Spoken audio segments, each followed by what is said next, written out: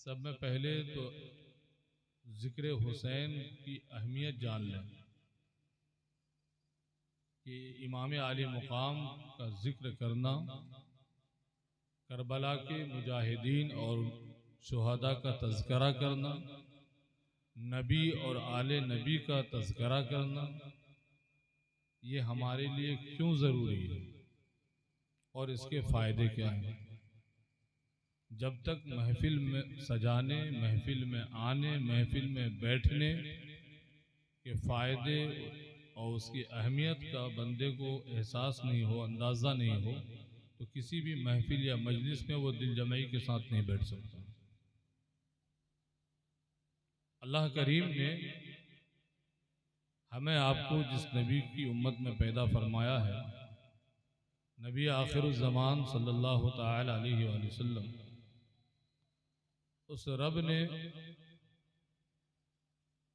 हमें ये हुक्म दिया कि अगर मेरी मोहब्बत का तुम्हें दावा है, कोई शख्स अगर अकीदा तौहीद का दावेदार है, अल्लाह वहदहु ला शरीक को मानने का दावा करता है, तो फ़कत खुदा को मान लेने से कोई मोमिन नहीं हो सकता। अगर फ़कत अल्लाह के मान लेने को इस्लाम कहते हैं, तो फिर ला इलाहा इल्लल्लाह के बाद मुहम्मदुर रसूलुल्लाह की कोई हाजत नहीं थी। अल्लाह को एक मान लिया था, बंदा मोमिन माना जाता, लेकिन ऐसा नहीं होता।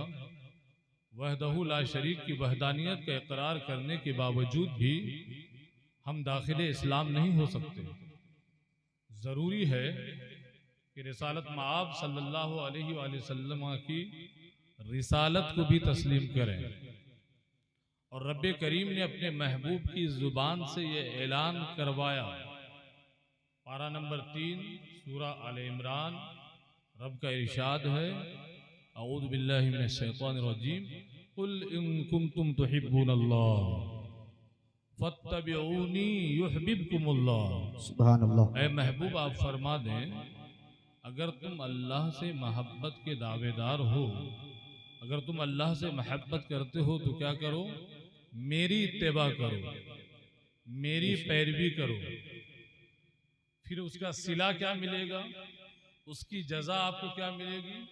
जजा के तौर पर अल्लाह पाक ने फरमाया कि अल्लाह जजा के तौर पर तुम्हें अपना महबूब बना ले। युहब्बिबकुमुल्लाह, अल्लाह तुमसे मोहब्बत फरमाएगा।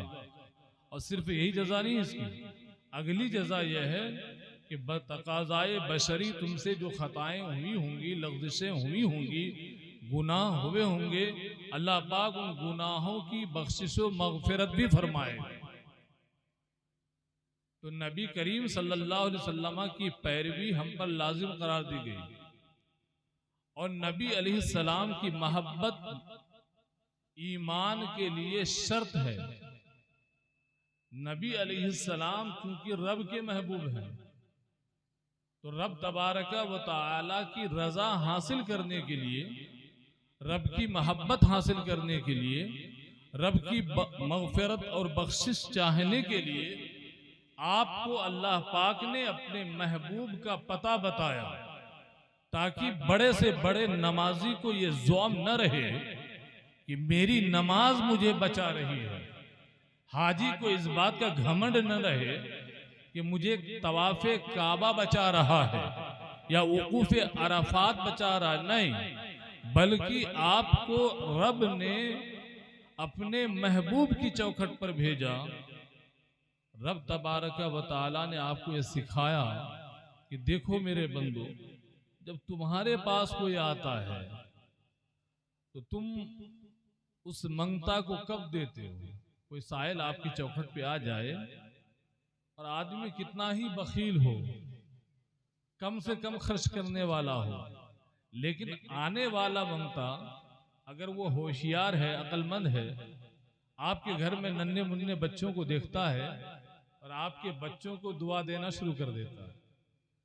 आपके बूढ़े बाप को खटिया पर पड़ा हुआ देखता है जो बीमार है, उस बूढ़े बाप को दुआएं देने लगता है, आप खुश हो जाते हैं। वो शख्स आपके बूढ़े बाप को, आपके बच्चों को दुआएं देता है तो जो शख्स 50 रुपए देने वाला था वो सीधा 100 रुपए निकाल के दे रहा है। वजह क्या है? वजह यह है कि उसने आप का दिल जीत लिया। आप जिसे चाहते हैं, जिससे मोहब्बत करते हैं, उसे वो दुआ दे रहा है। रब से लेने के लिए हम ये तो नहीं कह सकते कि या अल्लाह मुझे ये अता फरमा दे, तेरी औलाद का भला हो, नौज़ुबिल्लाह। अल्लाह तो औलाद से पाक है, उसके वालिदैन भी नहीं है, उससे भी पाक है। लम यलिद वलम यूलद, तो फिर उससे लेंगे कैसे? तो अल्लाह पाक ने फरमाया कि अगर मुझसे कुछ लेना है, मेरी बख्शिश लेनी है, मेरी मगफिरत लेनी है, मेरी जन्नत चाहिए, कुछ भी चाहिए, तुमसे गुनाह हो गए हैं, तुम मुआफी तलब करते हो।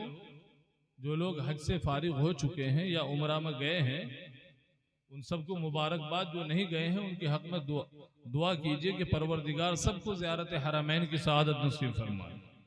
दरे रसूल पर पहुंचने के बाद एक बंदे मोमिन की ख्वाहिश क्या रहती है? खोलिए कुरान, 5वां पारा, सूरतुन निसा। हाफिज साहब मौजूद हैं स्टेज पर भी, स्टेज के नीचे भी कई हुफ़ाज़ मौजूद हैं। वलो अन्नहुम इज़्ज़लमू अनफुसहुम जाऊ, अल्लाह करीम फरमाता है कि अगर वो अपनी जानों पर जुल्म कर बैठे, यानी गुनाह सरजद हो जाए, तो क्या करें? मुस्तफ़ा वो आपकी चौखट पर आ जाए। अब है नहीं ये अजीब बात? बंदे ने गुनाह किया, वो मुजरिम है खुदा का, बख्शिश खुदा को करनी है, मगफिरत वो फरमाएगा। तो अक्ले इंसानी का तकाजा ये है कि वो रब आपको काबे में बुलाता कि अगर तुझसे गुनाह हो गया है तो आ हरम काबा में आ और वहां आकर तौबा कर ले। हरम तक जाने की अगर किसी की ताकत नहीं है तो अपने मोहल्ले की मस्जिद में आ जा, वहां कर तौबा कर ले। आपको वो बुला रहा है महबूब की चौखट पर कि अगर मेरी माफी चाहिए तो मेरे महबूब का वसीला लेकर आओ। वहां पहुंच गए। अब अल्लाह क्या फरमा रहा? फस्तगफिरुल्लाह। वहां पहुंचकर मेरे महबूब के दर पहुंचकर क्या करो? अल्लाह से माफी मांगो। माफी अल्लाह ही से मांगनी है, इस्तिगफार उसी से करना है।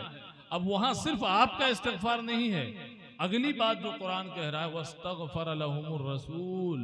अब रसूल को यह हुक्म हो रहा है कि ए रसूल, ये जो गुनहगार उम्मती आपकी बारगाह में, आपकी चौखट में आकर रो रहा है, उसके लिए आप भी दुआए मगफिरत कर दीजिए, आप भी उनकी जानिब से इस्तिगफार कीजिए। अब जब रसूल भी इस्तिगफार करते हैं अपने गुलाम की जानिब से, तो सिला क्या मिलता है? उसका रिजल्ट क्या आ रहा है? रिजल्ट यह आ रहा है लवजदुल्लाह तव्वाबर रहीमा। अरबिक ग्रामर से जो लोग वाकिफ हैं वो जानते हैं कि यहाँ वजदुल्लाह से पहले जो लाम है वो लाम ताकीद के लिए है। इसका मतलब यह हुआ कि जो कोई ऐसा करेगा, रसूलुल्लाह सल्लल्लाहु अलैहि वसल्लम की बारगाह में आकर उनको वसीला बनाकर फिर अल्लाह से इस्तिगफार करेगा, तो जरूर भी जरूर अल्लाह उसके गुनाहों को माफ फरमा देगा। हमने मुस्तफ़ा करीम सल्लल्लाहु अलैहि वसल्लम से तसव्वुर में पूछा, आलम तसव्वुर में, कि मेरे आका, ऐ मेरे रहबर, जब हमने रब की बख्शिश चाही तो रब तबारका व ताला ने हमें आपकी चौखट पर भेज दिया कि अगर मुझसे कुछ चाहिए तो मेरे महबूब को राजी करो, उनका जिक्र करो, उनसे मोहब्बत करो, उनकी जात का इकराम करो, ताजीम व तौकीर करो। ये तो ठीक है, हम आपकी चौखट पर चले आए, क्या अब भीख मिल जाएगी आपकी चौखट से? रब के महबूब हैं आप, अगर आपका भी कोई महबूब है तो बतला दें ताकि उस महबूब को भी राजी कर लिया जाए।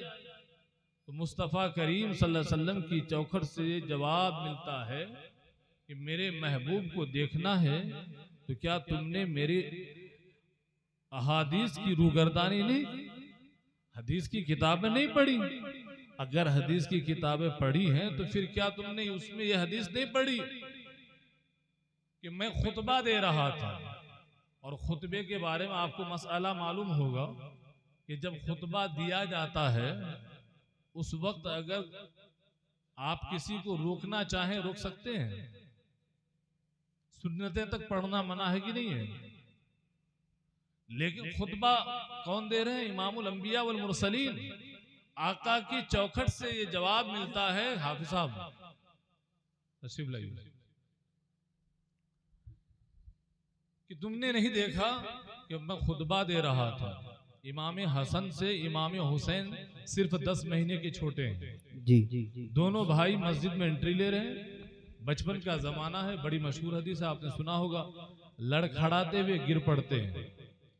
रसूलुल्लाह सल्लल्लाहु अलैहि वसल्लम चाहते तो मिंबर शरीफ से आप हुक्म दे देते किसी सहाबी को कि वो देखो मेरे नवासे आ रहे हैं, वो गिर गए, उन्हें उठा लाओ। ये इतना काफी था कि नहीं था? भाई नवासों से बड़ी मोहब्बत थी, नवासों को उठवा लेते, लेकिन नहीं, मुस्तफ़ा करीम ने हसनैन करीमैन की अजमत आपको हमें समझाने के लिए खुतबा छोड़ दिया। खुद जो खुतबा दे रहे थे खुतबा रोक दिया और नमाजियों को चीरते हुए मस्जिद शरीफ के दरवाजे तक पहुंचे। वाह वाह, सुभान अल्लाह, सुभान अल्लाह। नमाजियों को चीरते हुए वहां तक पहुंचे। दोनों शहजादों को उठाया, बड़े शहजादे को दाएं जानिब, छोटे शहजादे को बाएं जानिब बिठा लिया और फिर उसके बाद इमाम हसनैन करीमैन की अजमत अपने सहाबा को समझाया। वाह वाह वाह। और सहाबा को मुखातब करके पूरी दुनिया को पैगाम दिया कि देखो मेरा हुसैन इतना अजीम है कि मैंने इसके लिए खुतबा छोड़ दिया है। मेरा हसन इतना अजीम है कि मैंने इसके लिए खुतबा छोड़ दिया है। और अगली बात कि नमाज के अंदर वो और कोई होगा वो कि जिसके यहाँ नबी या आले नबी का ख्याल आने से उनकी नमाज बातिल हो जाती है, मगर हमारी नमाज तो नमाज ही जब बनती है जब हम नबी और आले नबी का ख्याल लाते हैं। वाह वाह वाह वाह, जिंदाबाद, वाह वाह, बहुत। इसलिए कि नबी का जिक्र, आले नबी का जिक्र जिस नमाज में न हो वो नमाज नमाज ही नहीं है। हमारी नमाज को जो चीज नमाज बनाती है उस चीज का नाम है सलात अलन नबी और सलाम अलन नबी। और सलात सिर्फ नबी पर नहीं बल्कि सलात आले नबी पर भी है।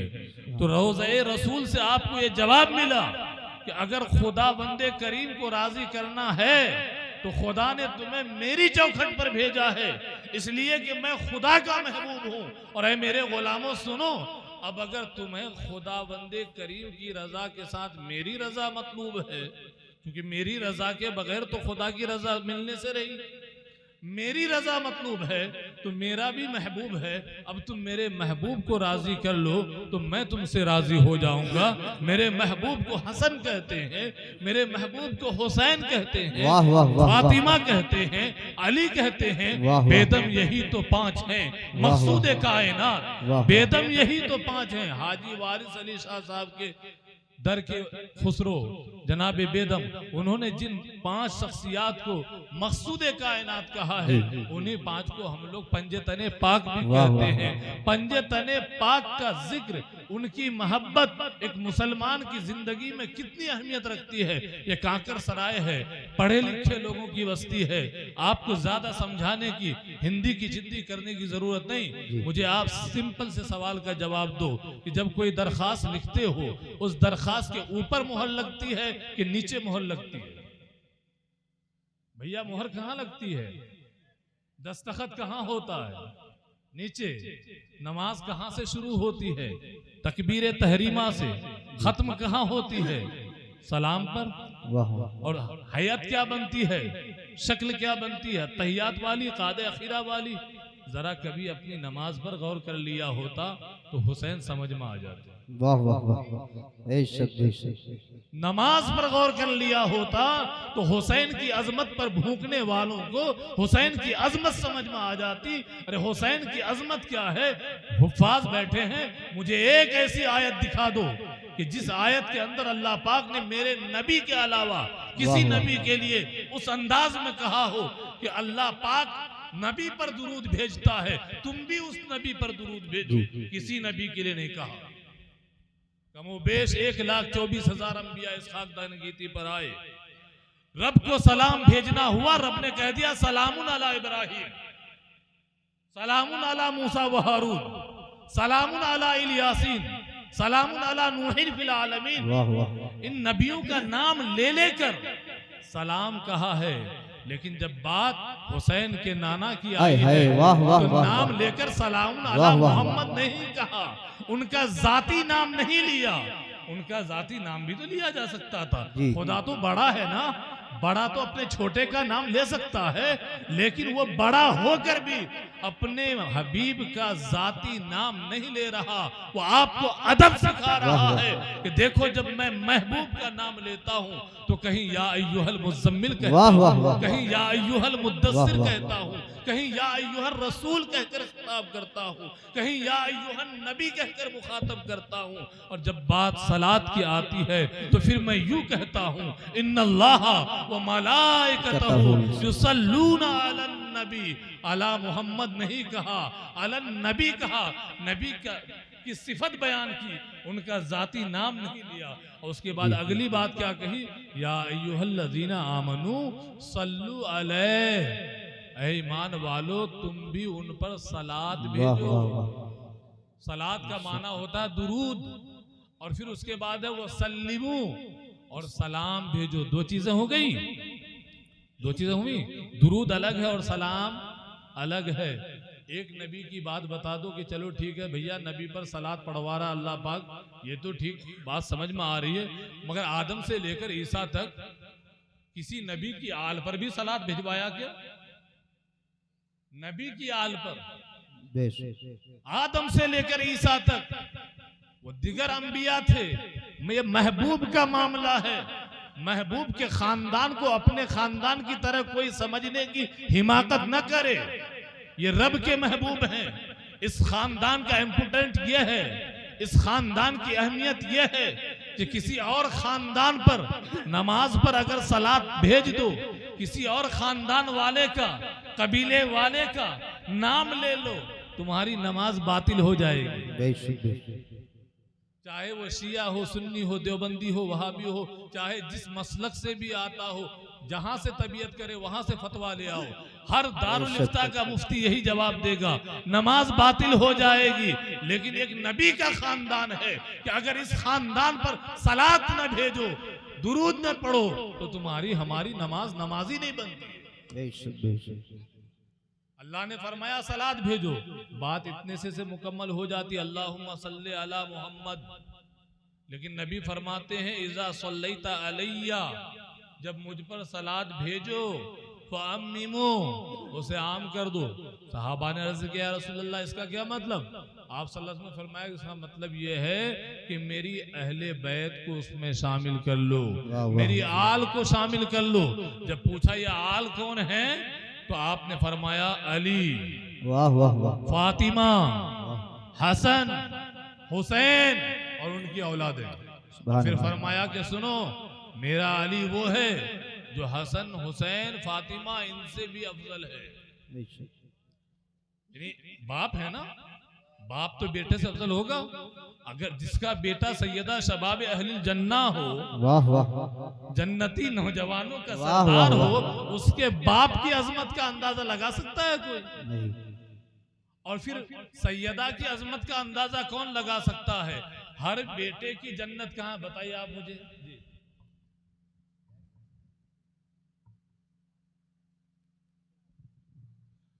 ठीक ठीक ठीक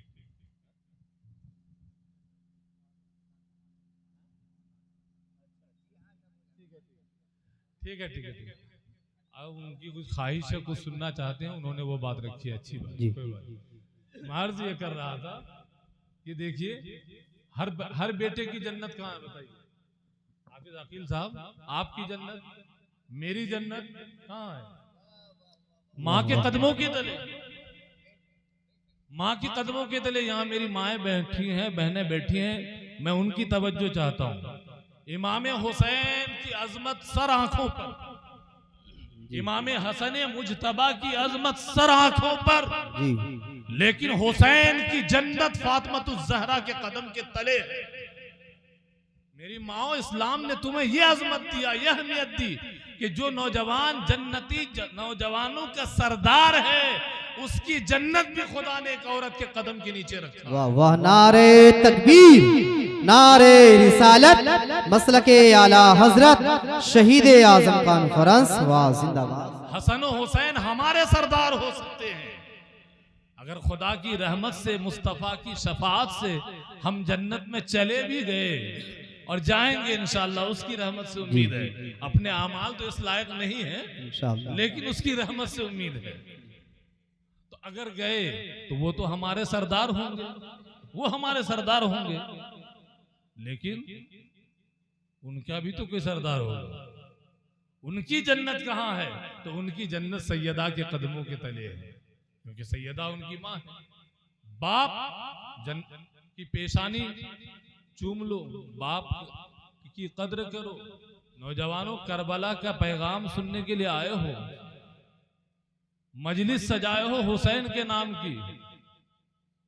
मजलिस में वाकयात बयान होते हैं आमतौर पर, और बहुत से लोगों का तस्वुर ये होता है कि मजलिस हुसैन सुनने जाएं और रोवें नहीं, या मौलाना साहब रुलाने में कामयाब नहीं हुए तो इसका मतलब तकरीर ही कामयाब नहीं हुई। भाई मेरे, ये रोना रुलाना, कसदन किसी को जबरदस्ती रुलाना, आंखों में प्याज घुसवाना, ये तो हमसे नहीं हो पाएगा। लेकिन हाँ, ये दुआ जरूर करूंगा कि अल्लाह गमे शब्बीर में रोने की सबको तौफीक दे।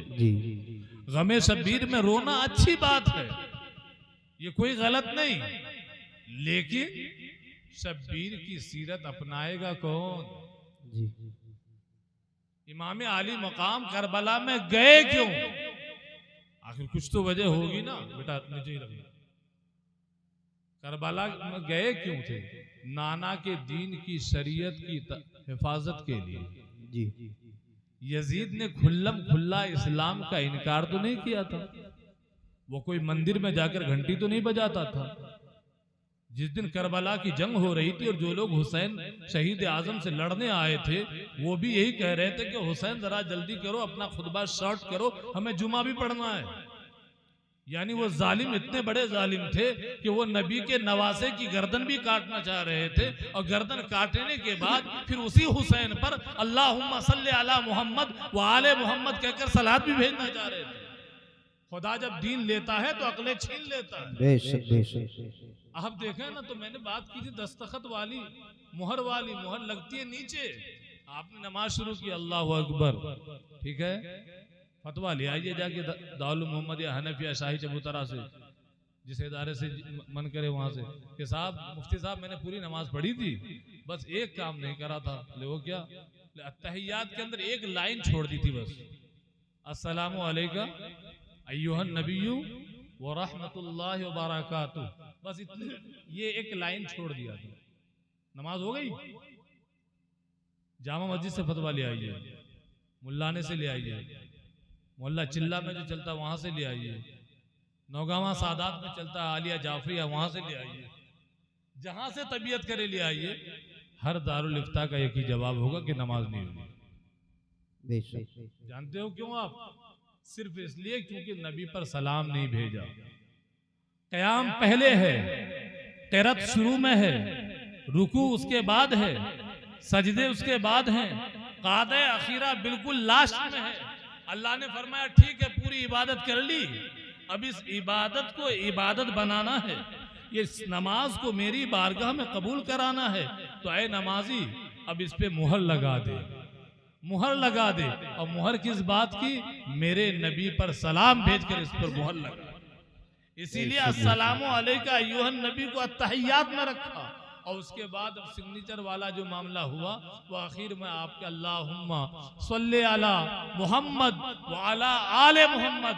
अगर ये भी ना पढ़े कोई, चलो ठीक है, अत्तहियात मुकम्मल पढ़ ली और दुरूद ना पढ़ा और सलाम फेर दिया, अब फतवा ले आइए कि साहब नमाज मुकम्मल हो गई?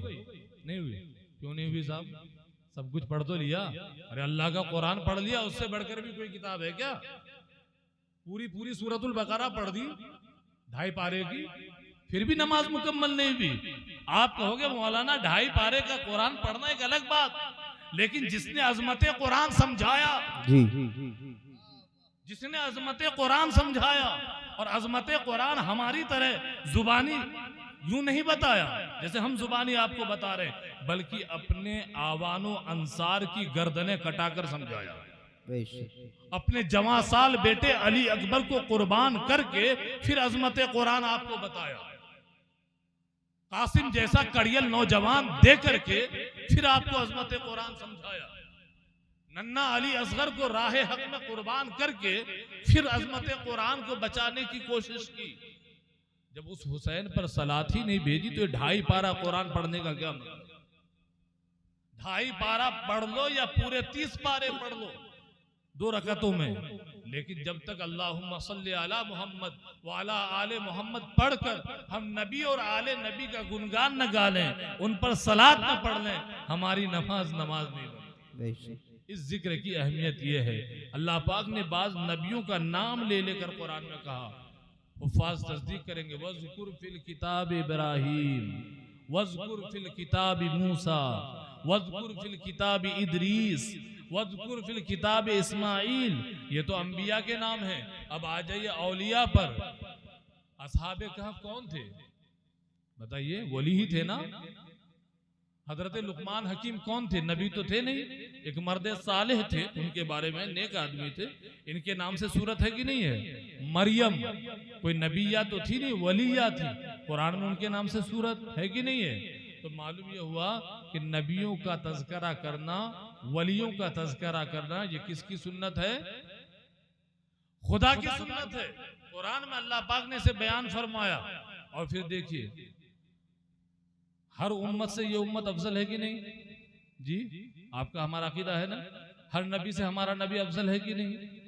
तो अगर हर उम्मत से ये उम्मत अफजल है, तो इस उम्मत के औलिया हर उम्मत के वली से अफजल, तो असहाबे कहफ से भी अफजल, असहाबे कहफ से भी अफजल इस उम्मत के औलिया।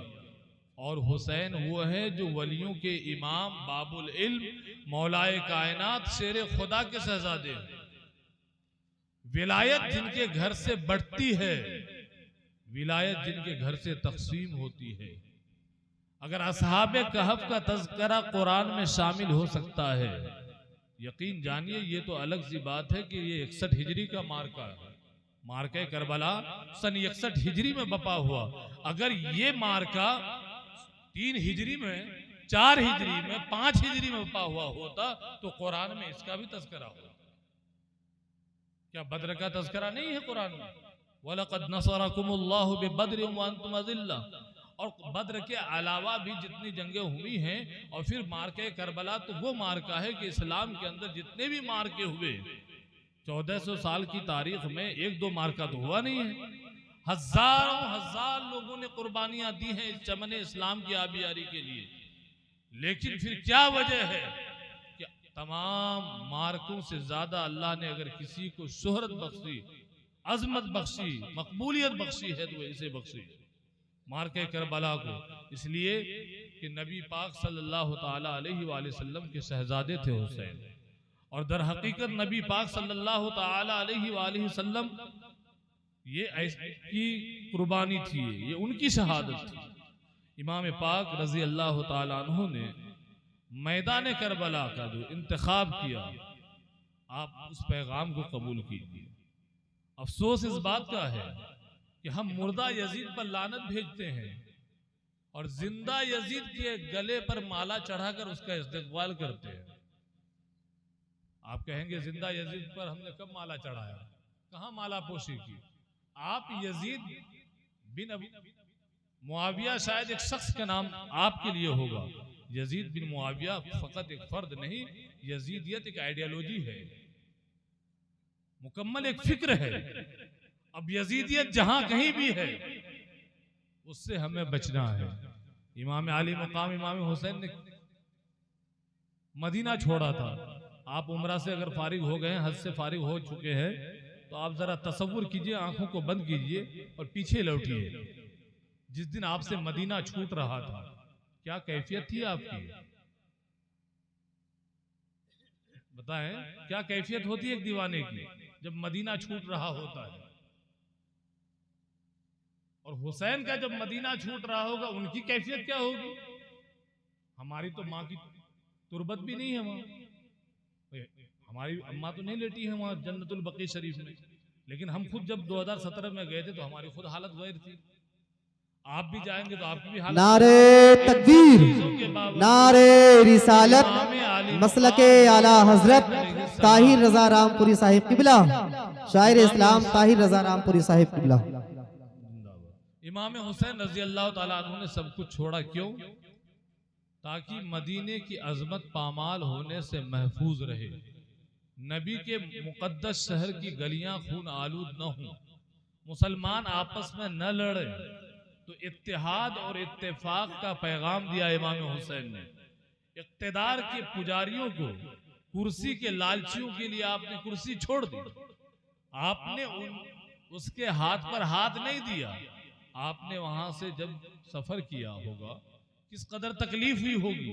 और फिर इमाम आली मुकाम इमाम हुसैन रजी अल्लाह ताला अन्हु ने इस सफर को जो किया, अपने बच्चों के साथ, मस्तूरात अहले बैत के साथ, आपको हमें पैगाम क्या दिया कि यजीद चूंकि नाअहल था, वो जिस मसनद का अहल नहीं था उस मसनद पर वो बैठा हुआ था, यानी हक जो है हक वाले के पास नहीं था। तो हक वाले को हक देना, हक वाले को हक दिलाना, ये करबला का पैगाम है। अगर हम किसी का हक दबा रहे हैं और फिर हम जलसे हुसैनी कर रहे हैं तो हम गलत फहमी में मुब्तला हैं, हम गलत फहमी में मुब्तला हैं। नारे शब्बीरी लगा रहे हैं मगर किरदारे यजीदी अपनाए हुए हैं, तो फिर यजीद के साथ हमारा मामला होगा, हुसैन के साथ नहीं होगा। हुसैनियत और यजीदियत का फर्क यही है। यजीद ने ये नहीं कहा था कि मैं घंटी बजाऊंगा, यजीद तो मस्जिद का खतीब था, इमाम था। वो भाई नमाज भी पढ़ा लेता था, जुमे में खुतबा भी दे लेता था, सब कुछ कर लेता था। फिर क्या वजह थी कि 22,000 की जमात को छोड़कर 72 लोगों की एक अलग छोटी सी जमात करने की, उधर क्यों नहीं गए थे? इसीलिए तो नहीं गए थे कि वह नाम इस्लाम का ले रहा था मगर काम इस्लाम वाला नहीं कर रहा था। नाम इस्लाम का लेकर काम खिलाफे इस्लाम किया जाए, इसी को यजीदियत कहते हैं। और नाम इस्लाम का लेकर काम इस्लाम का किया जाए, इसे हुसैनियत कहते हैं। हम शराब पी रहे हैं, सूदी कारोबार जारी है, और इमाम हुसैन के जलसे में चंदा भी दे रहे हैं, उधर सूदी कारोबार भी जारी है। और फिर हम सोच रहे हैं कि हम हुसैनी हैं। यकीन जानिए कि पैगाम करबला अगर आप कबूल करना चाहते हैं, तौबा कीजिए, इमाम आली मकाम की रूह को हाजिर जानिए और अल्लाह के हुजूर सच्चे दिल से तौबा कीजिए कि मालिक, मैं सूद का एक लुकमा भी अपनी औलाद को नहीं खिलाऊंगा। आप दुआ करते करते अपने हाथों को आसमानों तक बुलंद कर लीजिए। जामा मस्जिद, पहाड़ वाली मस्जिद, अभी इधर एक नई मस्जिद बनी है, और जितनी मस्जिदें हैं यहाँ पर, आपके तमाम मस्जिदों के अइम्मा को इकट्ठे कर लीजिए।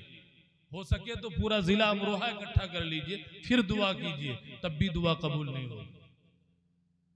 मेरे आका ने फरमाया कि एक मौका आएगा कि उम्मत के नेक लोग दुआएं कर रहे होंगे, अखियार दुआएं कर रहे होंगे, मगर अल्लाह उनकी दुआएं कबूल नहीं फरमाएगा और उन पर अशरार को मुसल्लत फरमा देगा, बदमाशों को इख्तिदार अता फरमाएगा, बदमाशों को कुर्सी देगा, गुंडे और मवाली कुर्सी पर बैठे होंगे, जालिम और जाबिर तुम पर हुक्मरान होंगे। सहाबा ने अर्ज किया, या रसूल अल्लाह, वो दौर कौन सा होगा कि जब नेक लोग भी दुआएं कर रहे होंगे तो दुआएं कबूल नहीं होंगी? मेरे आका ने फरमाया कि जब मेरी उम्मत दावत का काम छोड़ देगी। दावत से मुराद बिरयानी खाना नहीं है, जी हाँ, दावत से मुराद ये वो वाली दावत है जो गरीब नवाज लेकर आए थे। गरीब नवाज हुसैन के बेटे ही तो हैं। कहां से आए हैं और क्या करने आए थे? इस्लाम फैलाने के लिए, गैरों के बीच में इस्लाम फैलाने के लिए। उन्होंने हमारी तरफ बड़ी बड़ी कॉन्फ्रेंस नहीं की थी, बड़े बड़े लंबे चौड़े इश्तिहार नहीं छपवाए थे। उस जमाने में ये माइक जैसी कोई बला भी नहीं थी, इंटरनेट जैसी कोई सहूलियात भी नहीं थी, मगर फिर भी लाखों में लोगों ने गरीब नवाज के हाथों पर इस्लाम कबूल किया नहीं किया? लाखों अफराद तक इस्लाम की खुशबू पहुंचा दी। किस तरह से पहुंचाई थी? पहुंचाने का जरिया क्या था?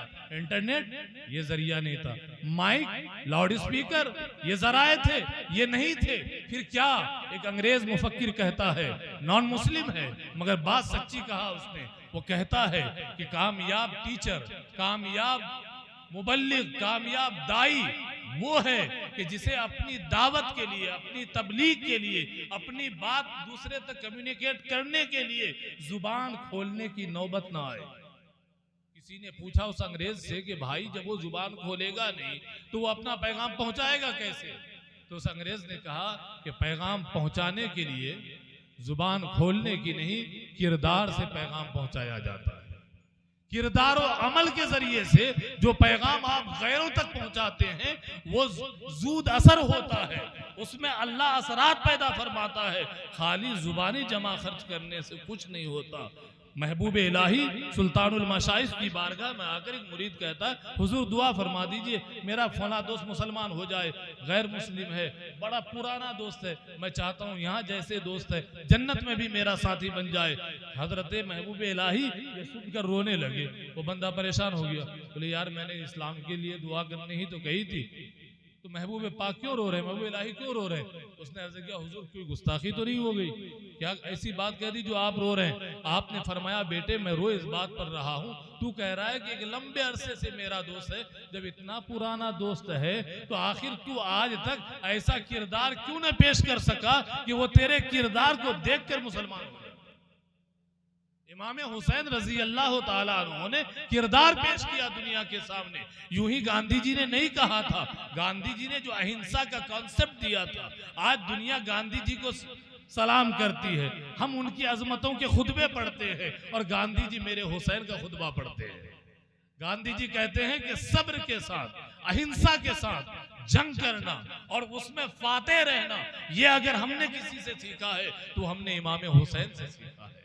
इमाम हुसैन की जिंदगी हमें बतलाती है कि इंसान जबर पर ना उतारू हो, तशद्दुद पर उतारू ना हो, तब भी वो जंग जीत सकता है, बाजी जीत सकता है। जैसे इमाम हुसैन जीत गए कि वो थोड़े थे मगर वो ऐसे जीते कि देखो वो लोग जो जिंदा रहे वो जिंदा होकर मर गए। हुसैन ने अपना हाथ बातिल के हाथ में न डालकर अपनी गर्दन कटा ली और हमेशा के लिए अमर हो गए। यजीद के 14 बेटे थे। कितने बेटों का नाम जानते हैं आप? बताइए। यजीद की नस्ल कहाँ रहती है?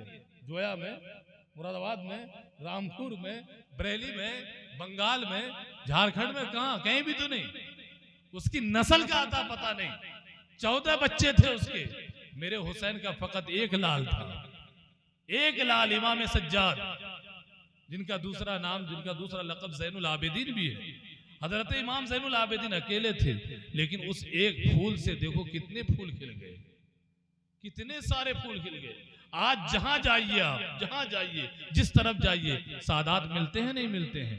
सादात मिल रहे हैं। तो जो लोग, इमाम पाक ने आपको पैगाम दिया कि देखो हालात कैसे भी हों, बातिल के आगे कभी भी सर नहीं झुकाना है।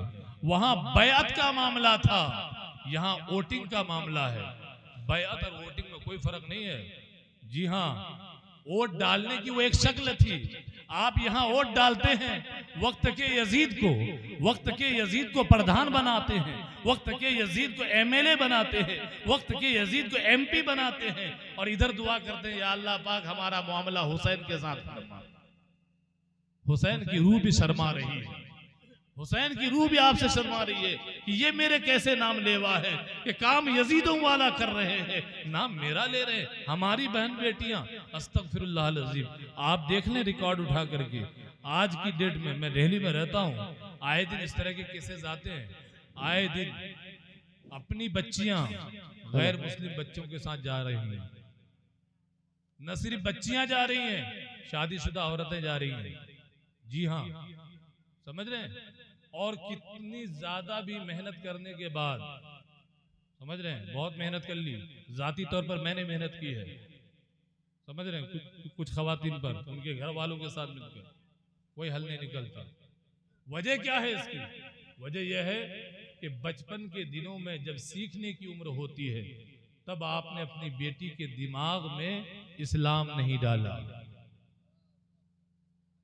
सीखने की उम्र वो होती है, 18 साल के बाद बेटियां या बेटे हाथ नहीं रहते आपके। जब तक मिट्टी गीली होती है तभी तक वो कुम्हार के हाथ में है। अब वो कुम्हार की मर्जी है, जो चाहे सो बना ले। लेकिन जब मिट्टी पक के निकल आई, अब आप कहोगे कि ये नहीं वो होना था, अब क्या होगा? आज ये नौबत क्यों आई? एक तरफ हमारी बहन बेटियां हैं कि पर्दा उनको बोझ मालूम होता है, और दूसरी तरफ घर के बाप का, बड़े भाई का, शौहर का, इन दय्यूस मर्दों की का आप देखिए कि इनकी गैरत मर चुकी है, इनकी गैरत का जनाजा निकल चुका है कि बाप के सामने जवां साल बेटी बेपर्दा निकल रही है, बाप को यह तौफीक नहीं है कि अपनी बेटी को रोक दे, और चले हैं हुसैन का अलम उठाने के लिए, चले हैं इमाम हुसैन के नाम पर ढोल और ताशे बजाने के लिए, चले इमाम हुसैन के नाम पर करबला में ये न्याज दिलाने के लिए। मेरे भाई, इमाम हुसैन को खुश करना है, अपनी बेटियों को संभाल लो, हमारी बहनों को देख लो और हुसैन की बहन को देख लो। यहां घर में एक मैयत हो जाए तो औरत निढाल हो जाती है, हमारे भाई हम लोग निढाल हो जाते हैं, मर्द निढाल हो जाता है। किसी बूढ़े बाप के सामने जवां साल बेटे की मैयत उठे अभी, तो उस बूढ़े बाप को संभाला देना पड़ता है, और कब्रिस्तान तक जाते हुए लोग उन्हें तसल्ली आमेज कलिमात कहते हैं, दो तरफ से लोग उन्हें संभाल कर ले जाते हैं, दूसरी तरफ सब्र का पहाड़ हुसैन है। अपने बच्चे, भतीजे, भांजे, अहबाब, मुरीदीन सब की लाशें हैं सामने, मगर फिर भी हुसैन जब मक्तल में जाता है तो यूं झुककर नहीं जाता, बल्कि सीना तान कर जाता है। अली का शेर, हैदरे कर्रार का बेटा जब मक्तल में जाता है उसी अंदाज में जाता है जिस अंदाज में कभी उसके बाबा जान जुल्फिकार हैदरी लेकर जाया करते थे खैबर में, बद्र में, उहद में। आज हुसैन भी उसी जज्बे के साथ और उसी हिम्मत और शुजाअत के साथ जा रहा है। उससे बढ़कर ये मेरी बहनों आपके लिए अर्ज कर रहा हूं कि जब यजीदी दरबार में सैयदा ज़ैनब कुबरा पहुंचती हैं और वहां यजीद इमाम पाक के सरे अनवर को देखकर वो लईन, वो मरदूद ये कहता है कि देख लिया, मुझसे टकराने का हश्र, जो मुझसे टकराता है उसका हश्र यही होता है। देखो मुझे अल्लाह ने इज्जत दी और ए हुसैन तुम्हें रब ने जलील किया। इतना सुनना था। सैयदा ज़ैनब कुबरा सलामुल्लाह अलैहा, अली की शहजादी खड़ी हो जाती है, और खड़ी होने के बाद मेरी बहनों, बेटियों, माओ, सोचो अगर वहां तुम होती तुम क्या करती? तुम तो शायद बोल भी न पाती, लेकिन अली की शहजादी को देखो, खड़ी होती हैं। हजरत नोमान बिन बशीर कहते हैं कि जब वो खड़ी होती हैं तो खड़ी होने के बाद ऐसा नहीं दबे लफ्जों में कलाम करे, बल्कि मुकम्मल हैदरी शुजाअत के साथ हैदर की बेटी ललकारती है, और सब में पहले ज़ैनब कुबरा अल्लाह का खुतबा, अल्लाह की तहमीद, अल्लाह की तारीफ व सना करती है, खुतबे में अल्लाह की हम्द करती है, फिर नबी पर सलात भेजती है, और नबी पर दुरूद पढ़ने के बाद, सलाम पढ़ने के बाद फिर कुरान की एक आयत पढ़ती है। वो कहती है, वो तो इज़्ज़ु मन तशा वो तो ज़िल्लु मन तशा। हे यजीद, तू क्या कह रहा है कि अल्लाह ने तुझे इज्जत दी? अरे इज्जत जिल्लत देने वाली जात मेरे रब की है, इज्जत तो नबी की है, इज्जत आले नबी की है। सुन, तू चाहे जुल्म कितना भी कर ले, लेकिन जब जुमे का खुतबा दिया जाएगा तो वहां सलात तेरे नाना पर नहीं, मेरे नाना पर भेजी जाएगी। वहां नाम मेरे खानदान का लिया जाएगा, मेरे बाबा का लिया जाएगा, मेरे भाई का लिया जाएगा। तो दोस्तों, मेरे अजीजों, खवातीन के लिए भी रेगज़ारे करबला से पैगाम है, बच्चों के लिए भी पैगाम है, जवानों के लिए भी पैगाम है, बूढ़ों के लिए भी पैगाम है। करबला का पैगाम सब्र का पैगाम है, करबला का पैगाम उखुवत व मसावात का पैगाम है, करबला का पैगाम इत्तेहाद उम्मत का पैगाम है, करबला का पैगाम अज़मत रिसालत और अज़मत कुरान के तहफ़्फ़ुज़ का पैगाम है, और करबला का पैगाम बातिल के आगे सर न झुकाने का पैगाम है। करबला का पैगाम हालात चाहे कैसे भी हो, अपने आंचल की हिफाजत करना, अपने दुपट्टे की हिफाजत करना, बहन बेटियों का पर्दे में रहना, ये करबला का पैगाम है। अगर हम इसमें कामयाब नहीं हैं तो यकीन जानिए हम कितना भी कुछ कर लें, ये सारे झूठे दावे हैं, इन दावों को दलील देने की जरूरत है। जब तक दावों को दलील फराहम नहीं करेंगे, हक वालों को हक नहीं पहुंचाएंगे, दुआएं कबूल नहीं हो सकती। साद इब्ने वक्कास, ये वो जलीलुल कद्र नाम है जो अशरे मुबशरा में आते हैं। इसी खुश नसीब सहाबी का बदनसीब बेटा करबला में था, अम्र बिन साद, जिसका बाप जन्नती सहाबी, जिसने नबी के ऊपर जो वार हुआ उहद में और दीगर मैदानों में, वहां अपने ऊपर लिया। उसी सहाबी का बेटा देखो करबला में यजीद की तरफ से लड़ रहा था। ये अपना अपना नसीब है। बाप जन्नती है, बेटा दोज़खी है। इसलिए जितने बाप यहाँ बैठे हैं, मैं सबसे गुजारिश करूंगा अपनी औलादों की अच्छी आखिरत के लिए दुआ करें। बेटे पाल लेना सिर्फ कामयाबी नहीं है, बेटे पैदा कर लेना कामयाबी नहीं है। बेटे पैदा करने और पाल लेने के साथ उनकी अच्छी आखिरत की फिक्र करना भी ये कामयाबी। नबियों ने जब दुआ करी है तो वो उन्होंने इन लफ्जों में दुआ की, रब्बे हबली मिनस सालिहीन। इब्राहिम जैसा पैगंबर दुआ मांग रहा है, कुरान उसको बयान कर रहा है कि इब्राहिम जब बच्चा मांग रहे अल्लाह पाक से, औलाद की भीख मांग रहे हैं, तो कह रहे रब्बे हबली मिनस सालिहीन, मेरे रब ऐसा बच्चा देना जो नेकों में से हो। एक नबी भी इस बात से घबराता है, एक नबी भी इस बात से डर रहा है कि कहीं मेरा बेटा नूह के बेटे की तरह बदबख्त न निकल जाए। नूह पैगंबर थे मगर बेटा कनान दोज़खी निकला। लूत पैगंबर थे, बेटी जहन्नम में चली गई। किसी पीर का बेटा हो जाना कमाल की बात नहीं है। अरे नबी का बेटा दोज़खी हो सकता है तो पीर का बेटा क्यों नहीं जा सकता? लना आमालुना वलकुम आमालुकुम वला तज़िरु वाज़िरतुन विज़रा उख़रा। हर कोई अपनी अपनी कब्र में सोएगा। पीर साहब अपनी कब्र में सोएंगे, पीर साहब का बेटा अपनी कब्र में सोएगा। इसलिए पीर साहब को अपने बेटे की फिक्र करनी चाहिए बहैसियत बाप, और उस बेटे को इसलिए फिक्र करनी चाहिए कि भाई कहीं मेरा रब मुझे न जला दे। तो इस तरह से दुआ मांगी। और फिर देखें आप कि इमाम आली मुकाम इमाम हुसैन रजी अल्लाह तआला अन्हु ने रेज़ारे करबला से जो पैगाम दिया, वो पैगाम आप कबूल कीजिए और यकीन जानिए उस पैगाम को जिस दिन आप कबूल कर लेंगे, सही मानों में आप हुसैनी बन जाएंगे, आपकी मस्जिदें भर जाएंगी। इमाम साहब को बार बार ऐलान नहीं करना होगा। मुअज्जिन को अजान के बाद सलात नहीं पढ़नी पड़ेगी। ये अजान के बाद सलात इसलिए शायद पढ़ी गई होगी जब शुरुआत हुई होगी कि अजान के बाद नमाजी नहीं आए होंगे, तो सोचा चलो एक बार और आवाज दे लेते हैं। अब आवाज कैसे दें इन बेगैरतों को? तो उलमा ने सोचा कि चलो ऐसा करते हैं कि नबी पर सलात ही भेज लेते हैं ताकि इसी बहाने नमाजी भी आ जाए। यहाँ अजान भी हो जाती है, सलात भी हो जाती है, मगर मस्जिद नहीं भरती। हुसैन के आखिरी सजदे ने भी आपको, अरे नबी का पहला सजदा, क्या नबी आते ही दुनिया में नबी ने नमाज पढ़ी थी, सजदा किया था? नबी ने आते ही क्या किया था? सजदा किया था ना। आते ही सजदा किया था। जैसे ही पैदा हुए रब्बे हबली उम्मती, आते ही आपको याद किया, और हुसैन जाते हुए आपको याद कर रहे हैं। नबी का पहला सजदा, हुसैन का आखिरी सजदा। एक मुसलमान को नमाजी बनाने के लिए काफी होना चाहिए। हमारे अंदर थोड़ी भी अगर गैरत बाकी है तो हम अपनी मस्जिदों को आबाद करें, अपनी बहन बेटियों को अहले बैत की खवातीन की सीरत पढ़वाएं। आपकी बच्चियां आपके हाथों से निकली जा रही हैं, फिक्र कीजिए अपनी आखिरत की।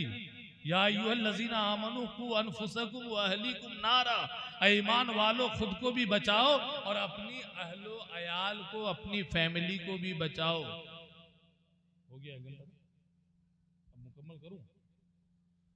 अपनी फैमिली की भी फिक्र करनी है आपको, लिहाजा अपनी बच्चियों की सही तरबियत की जरूरत है, बच्चों की आला तरबियत की जरूरत है।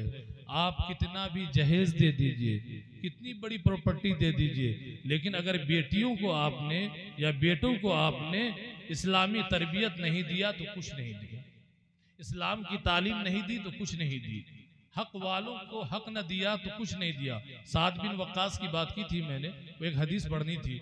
हजरत साद ने पूछा था रसूलुल्लाह से, या रसूलल्लाह मैं जो भी दुआ करूं कबूल हो जाए, बस नुस्खा बता दीजिए, एक नुस्खा कोई आसान सा कि हर दुआ मेरी कबूल हो जाए। मेरे नबी ने फरमाया, अपने ऊपर रिज़्क़े हलाल को लाजिम कर लो, अल्लाह तुम्हारी हर दुआ कबूल फरमा ले। अपने ऊपर रिज़्क़े हलाल को लाजिम कर लो, अल्लाह तुम्हारी हर दुआ कबूल फरमा लेगा। ये उससे कहा जा रहा है जिसे नबी ने दुनिया ही के अंदर जन्नत की बशारत दी है, साद बिन वक्कास को। अगर साद के लिए इतना इंपॉर्टेंट रखता है रिज़्क़े हलाल का इस्तेमाल, तो हमारे लिए कितना इंपॉर्टेंट रखता है। हम मस्जिद बनवा रहे हैं, हम घर बनवा रहे हैं। दिल्ली में आकर देखिए, यहाँ गांव में तो फिर भी आफियत है अल्हम्दुलिल्लाह, वो 25 गज जगह पे पूरी पूरी बिल्डिंग खड़ी हो जाती है। अब उसमें छज्जा निकालते हैं, है ना। छज्जा जब निकालते हैं तो वो दूसरे की जमीन पर जा रही हो, हक मारा जाता है। जी हाँ, दिल्ली की गलियां आप सब अच्छी तरह से देखे हुए हैं कि बाज़ गलियां तो ऐसी हैं कि अगर इधर से आप जाएं और सामने से कोई आए तो नहीं निकल सकते। एक मज़ाहिया शायर हैं मुश्ताक अहमद यूसुफ भी चले गए, उन्होंने कराची की गलियों के बारे में कहा था कि उधर से कोई आए और इधर से कोई दूसरा जाए, यानी अलग सिर्फ का, तो दोनों में निकाह कराने के अलावा और कोई सूरत नहीं निकलेगी। कि मुश्ताक अहमद यूसुफ भी एक मज़ाहिया शायर थे, उन्होंने कहा था। अब यहाँ दो आदमी, इधर से एक आदमी जा रहा है, उधर से एक आदमी आ रहा है, यानी यूँ साइड लेना पड़ेगा। ये नौबत आ गई है दिल्ली की गलियों में, शहरों की गलियों में। वजह जमीन का पेलना, रास्ते को तंग करना। आपको पता है ये इमाम मसाजिद यहाँ बैठे हैं, इनसे आप जाकर कभी बैठ करके सुन लीजिएगा। आजकल ये बड़ा मसला बन रहा है, मेरे नबी, अच्छा नबी की जमात अफजल है कि हम जैसे गुनहगार इमामों की जमात? नबी की है ना। नबी अलैहिस्सलाम नमाज पढ़ा रहे हैं, सोचिए आप, नबी लीडर बनकर लीडरशिप फरमा रहे हैं, साहबा उनके पीछे पीछे गज़वे में जा रहे हैं। अब वहाँ पहुंचे, एक मकाम पर रात हो गई, हुजूर ने फरमाया कि यहाँ पर हम लोग पड़ाव करेंगे, आगे फिर सफर जारी करेंगे। अब वहाँ पर उन्होंने टेंट वगैरह लगाकर रात गुजारनी थी।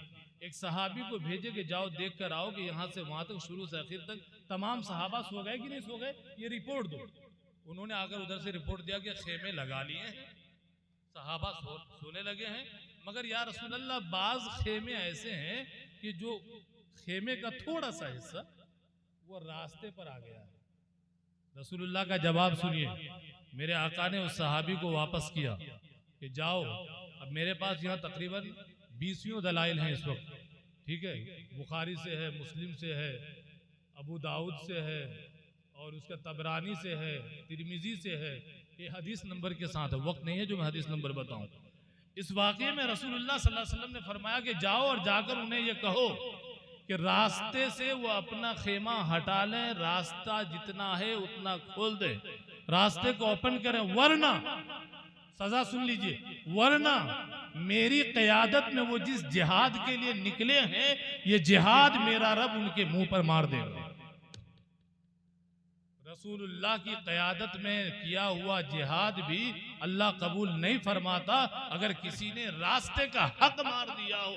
मेरा नबी फरमाता है कि ऐ लोगों, इस्लाम वो मुकद्दस मजहब है कि जहां हर चीज का हक बताया गया है। रास्ते के 10 हुकूक बताए रसूलुल्लाह ने कि रास्ते की भी 10 हुकूक है, उन हुकूक को अदा किया करो, और हुकूक को अदा किए बगैर तुम जो है अल्लाह के यहाँ से नजात नहीं पा सकते। अल्लाह करीम हमें अपने हुकूक और बंदों के हुकूक, सारे हुकूक की अदायगी की तौफीक अता फरमाए। इंसान को बेदार तो हो लेने दो, हर कौम पुकारेगी हमारे हैं हुसैन।